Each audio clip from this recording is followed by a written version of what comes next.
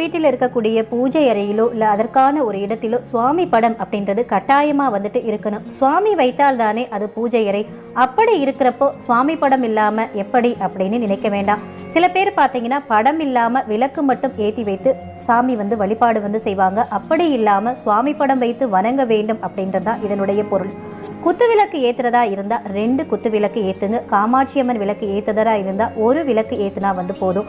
அந்த காமாட்சி அம்மன் விளக்கை தாம்பால தட்டு வைத்து அதன் மீது கொஞ்சமாக பச்சரிசி போட்டு அது மேலே விளக்கு வைத்து ஏற்றினா மிகவுமே நல்லது. திரி கருகி இருக்கிறப்போ அதில் தீபம் ஏற்றக்கூடாது. திரியை மாற்றிட்டு தான் நாம் விளக்கு ஏற்றணும். அதே மாதிரி விளக்கு ஏற்றுறதுக்கு பார்த்தீங்கன்னா நல்லெண்ணெய் தீபம் ஏற்றலாம். நெய் ஊற்றியும் தீபம் ஏற்றினா ரொம்பவே நல்லது. வாரத்தில் 2 நாட்கள் அதாவது செவ்வாய்க்கிழமை வெள்ளிக்கிழமையில் மட்டுமாவது நெய் தீபம் ஊற்றி 1 தீபமாவது ஏற்றுவது ரொம்ப நல்லது. வாரத்துக்கு 1